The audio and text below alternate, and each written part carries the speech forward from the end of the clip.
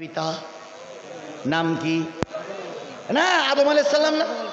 হিন্দুদের পিতা আদম, মুসলমানদের পিতা আদম, খ্রিস্টানদের পিতা আদম, বৌদ্ধদের পিতা আদম, সমস্ত মানব জাতির পিতাকে। তাহলে আদি পিতাকে? ওই হলো 1 নম্বর পিতা। 2 নম্বর, মিল্লাত আবিকুম ইব্রাহিম, মুসলমানদের পিতার নাম। আর একজন হলো যেই পিতা আমাকে জন্ম দিয়েছে, ওই পিতার এক একজনের নাম আছে। তাহলে পিতা হয় কয়জন? তাহলে এই 3 পিতার বেশি যদি বাপ হয়, তাহলে বুঝতে হবে জন্মটা নিশ্চয়ই খারাপ। ছোট ছেলে স্কুল যাওয়া পর্যন্ত বুঝি না, স্কুল গেছে, স্কুল যাওয়ার পরে এসে বলতে, মা আমার আব্বা কয়জন? তো মা বলতেছে, তোর আব্বা 2 জন, ওই কুষ্টিয়ার মুদি দোকানদার আর কুড়িগ্রামের চাউল দোকানদার। তো ছেলে বলতে, মা 2 জন আব্বা? তো বলতেছে, হ্যাঁ। বলুন তো, যদি এক কুষ্টিয়ার আব্বা একজন আর কুড়িগ্রামের আব্বা একজন হয়, 2 জন আব্বা যদি কারো জন্মের সময় জন্ম দেয়, সে কি বৈধ না অবৈধ? জোরে বলেন, বৈধ না অবৈধ? তাহলে বাংলাদেশের যতগুলো রাজনৈতিক দল আছে, সব দলের নেতার কাছে জিজ্ঞেস করি, বলুন তো বাংলাদেশ জামাত ইসলামের নেতা কর্মীরা মুসলিম মিল্লাতের পিতার নাম কি? সবাই মিলে বলেন, মুসলিম মিল্লাতের পিতার নাম কি?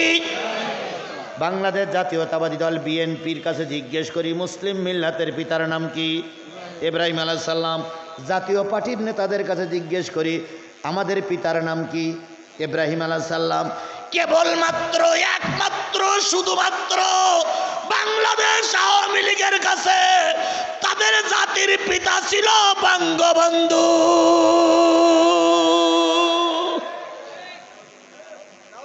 কথা কি ঠিক বলেছি না ঠিক বলেছি? তাহলে বাপ বেশি হওয়া যেমন ভালো লক্ষণ নয়, দলের বেশি বাপ হওয়াও ভালো লক্ষণ নয়। ওরে বাপ রে বাপ, প্রতিটা মোড়ে মোড়ে আব্বা, প্রতিটা দোকানে দোকানে আব্বা, পকেটে আব্বা, মাদ্রাসায় আব্বা, মসজিদে আব্বা, পায়খানার ঘরে আব্বা, দোকানে আব্বা, পায়খানার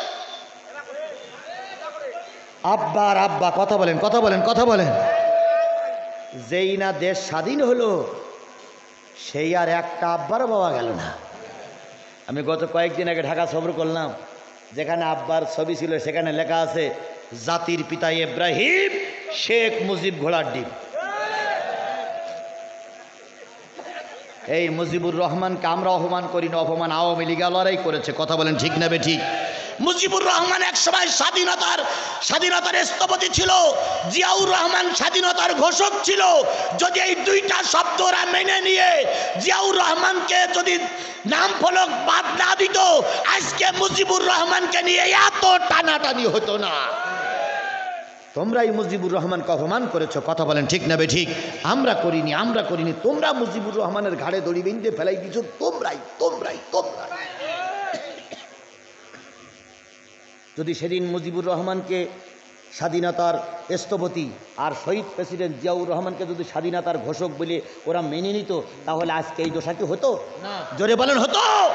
আজকে বিএনপি ওরা বলতেছে নাম বুঝে বলবো, ওরা বলেছিল বিএনপির নাম বুঝে বলবো, মাঝখানে জামাতের হুজুররা পড়িছে বিপদে, কোনটা জানাজা পড়বে আর কোনটার বিনা জানাজায় দেবে। জামাতের হুজুর এখন মহা বিপদে আছে। আমার ভাইয়েরা, আল্লাহ রাব্বুল আলামিন তাই বলতেছে, তোমার পিতার নাম কি? কোরআনে আছে তোমাদের পিতার নাম ইব্রাহিম, কারণ তিনি তোমাদের নাম রেখেছে মুসলমান। মিন ক্বাবলু ওয়া ফি হাযা লিয়াকুনার রাসূল, এই কিতাবে তোমার নাম মুসলমান, আগের কিতাবে তোমার নাম মুসলমান ছিল, যাতে করে রাসূলটা তোমাদের সাক্ষী হতে করে। ওয়া তাকুনু শুহাদা আলান নাস, এই কিতাব থেকে গেল পরবর্তী মানুষ যারা আসবে তারাও তোমাদের পক্ষে সাক্ষী দেবে তোমরা কি মুসলমান, তোমরা কি। এবার আমাদের সকলের কাছে শিক্ষা, এতক্ষণ ওয়াজ আমার শেষে এখনই মোনাজাতের দিকে যাব, ওটাও ঠিক করা চলবে না। বাবা ভাই সকলের কাছে বলি, কবরে কি আমাদের কোনো আপন লোক নাই? নেই?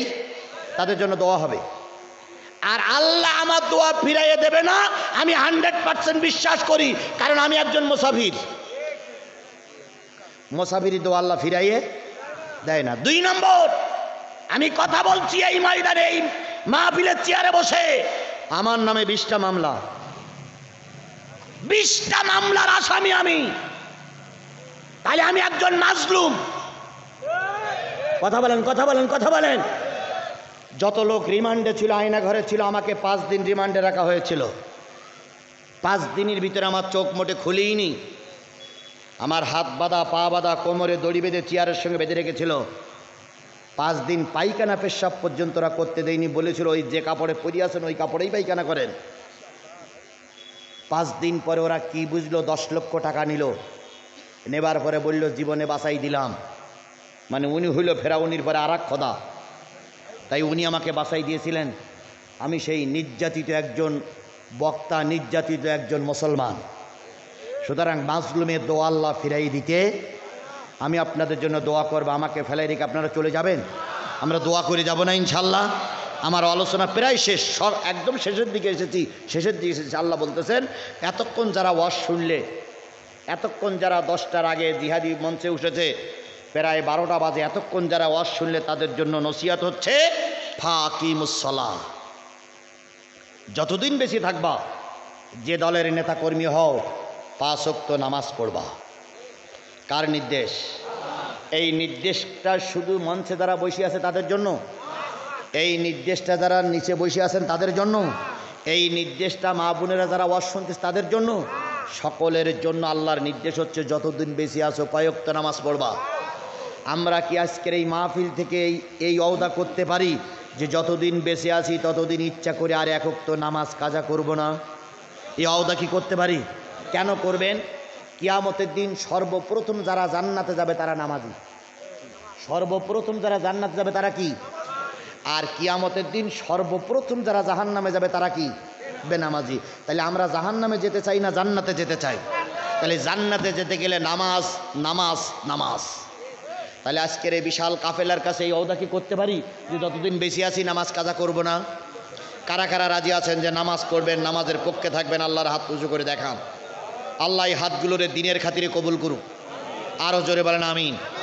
ভাই আপনি যদি নামাজ পড়েন, আমি যদি নামাজ পড়ি, আল্লাহর লাভ হবে। আর আমি যদি নামাজ না পড়ি, আমি যদি বেনামাজি হই, তাহলে ক্ষতিটা কার হবে? আমারই হবে। এই জন্য সকলের পায়ে ধরে মুসাফের মানুষ দোয়া করে গেলাম, যতদিন বেঁচে আছি আর নামাজ কাজা করব। আল্লাহ বলেন ফাকিমুসসালাম ওয়াতুজ যাকাত, যাকাত পয়সা বেশি হলে যাকাত দাও, ওয়াতাসিমু বিল্লাহ, আর সকলে একত্রিত হয়ে আল্লাহর কোরআনের আইন চালু করে দাও। ওয়াতাসিমু বিহাবলিল্লাহ বিল্লাহ, আল্লাহর রশিকে সবাই মিলে ধরো, তাহলে আগামীতে আমরা সবাই কোরআনের ছায়াতলে থেকে দিন কায়েমের পক্ষে থাকব। রাজি আছেন তো সবাই? আল্লাহ সবাইকে দিন কায়েমের পক্ষে কবুল করুক। আল্লাহ বলতেছেন হুয়া মাওলাকুম, তিনি তোমাদের মাওলা। ফানেমাল মাওলা, জেনে রাখো তিনি তোমাদের অনেক বড় দয়াকারী মাওলা। ফানেমান নাসির, বিপদে পড়লে তিনি তোমাদের সাহায্য করবেন। আল্লাহ রসুল বলেছেন আফজালুল জিহাদ কালিমাতুল হক ইন্দা সুলতানুন জায়ের, সবচেয়ে বড় জিহাদ হলো জালেম শাসকের সামনে সত্য কথা বলা। কথা বলেন ঠিক না বেঠিক? এই বিগত 15টা বছর যারা জালেমের সামনে সত্য কথা বলেছে, এরাই হলো বাংলাদেশের সবচেয়ে বড় মুজাহিদ। আল্লাহ ওই মুজাহিদের সঙ্গে আমাদের সবাইকে কবুল করুক। মুহাম্মদ ইবনে মাসলামা হয়ে গেছে মোনাজাত, সূরা ফাতিহা ইখলাস শরীফ পড়তে থাকেন, মোনাজাত হয়ে গেছে, মোনাজাত।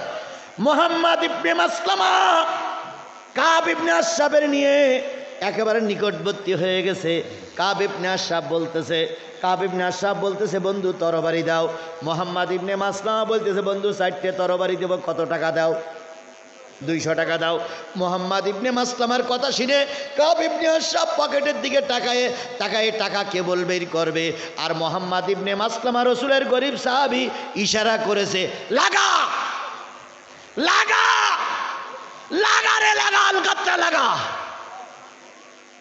3 জন বাঘের বাচ্চার মতন সাহাবী ছুটে আসলো। মুহাম্মদ ইবনে মাসলামা 4 জনে মিলে পৃথিবীর সবচেয়ে কুখ্যাত সন্ত্রাসী কাব ইবনে আশরাফকে তারা হত্যা করলো। রাতের অন্ধকারে তাহাজ্জুদের নামাজ পড়ে আল্লাহর নবী দোয়া করতেছে, আল্লাহ প্রতিষ্ঠিত একটা সরকার, প্রতিষ্ঠিত একটা গভর্নমেন্ট চুরি করি হোক আর ডাকাত করি হোক ক্ষমতায় আছে, তাদের মোকাবেলা করার জন্য কিছু কিছু বাচ্চারা ময়দানে নেমেছে, গরিব 4 জন সাহাবী ময়দানে গেছে। ও আমার রব, তোমার সাহায্য তাদেরকে দিয়ে সাহায্য করো। গভীর রজনীতে ফিরে আসলো চারজন নেতৃত্ব দিয়ে। মোহাম্মদ ইবনে মাসলামার হাতে আছে কাব ইবনে আশরাফের মাথা। নবীর বাড়ির সামনে এসে বলতেছে, ইয়া রাসূলুল্লাহ, নবীজি বলতেছে তোমাদের কাজ সাকসেসফুল, সুবহানাল্লাহ। মোহাম্মদ ইবনে মাসলামা বলতেছে, ইয়া রাসূলুল্লাহ, আমরা কাজ সাকসেসফুল করা আপনি জানলেন কি করে? নবীজি বলতেছে, তোমাদেরকে ময়দানে পাঠিয়ে আমি ঘরে বসে বসে আল্লাহর কাছে কান্নাকাটি করেছি, আল্লাহ যেন তোমাদের বিজয় বেশে ফিরাইয়া নিয়ে আসে। আজকে সমন্বয়কের যুবকেরা তোমরা ময়দানে নেমেছিলে, আমরা তাহাজ্জুদ পড়ে চোখের পানি ফেলায়ে তোমাদের জন্য মালিকের কাছে কেঁদেছি। কথা বলেন, কথা বলেন, কথা বলেন। আমরা কি ঘরে চুপ করে বসেছিলাম? আমরা ময়দানে তোমাদের নামাই দিয়ে আমরা আনন্দ দেখিনি, আমরা অবশ্যই মালিকের কাছে তোমাদের জন্য কেঁদেছি। আর তোমরা যখন দেখতেছো একের পর এক মারা যাচ্ছ, আমরা আরও কিছু লোকদেরকে তোমাদের পিছনে পাঠিয়ে দিয়েছি যেভাবে হোক। সুতরাং তোমরা ময়দানে ছিলে, আমরা দোয়া করেছি, আল্লাহ রহমত করেছে কে? মুহাম্মদ ইবনে মাসলামা যখন লাশটা নিয়ে আসলো, মাথাটা নিয়ে আসলো, নবীজি বললেন কিভাবে হত্যা করলে? এইভাবে হত্যা করেছি। আল্লাহ নবী বললেন, মুহাম্মদ ইবনে মাসলামা রে, তুমি যখন কাজ করতেছিলে তোমার কাজের উপরে আল্লাহর রহমতের হাত ছিল। আজকেও এই ছোট ছোট জেলের ছেলেরা দেশ স্বাধীন করতে পারতো না যদি কার রহমত না থাকতো। তাহলে আল্লাহর রহমত করে আল্লাহ দেশ স্বাধীন করলেন, সেই আল্লাহরে ভুলে গেলে চলবে? কথা বলেন, সেই আল্লাহরে ভুলে গেলে চলবে? সুতরাং যে সমন্বয়কেরা কাজ করেছে, যত শহীদ হয়েছে সবাইকে আল্লাহ মাফ করে দিক। আগামীতে ঐক্যবদ্ধভাবে দেশের স্বাধীনতা সার্বভৌম রাখার জন্য আমরা সকলে এক প্ল্যাটফর্মে কাজ করব। এখানে জামাত বিএনপির ভিতরে কোনো দলাদলি ভেদাভেদি চলবে না, সবাই মিলেমিশে থাকতে হবে। কারা কারা মিলেমিশে থেকে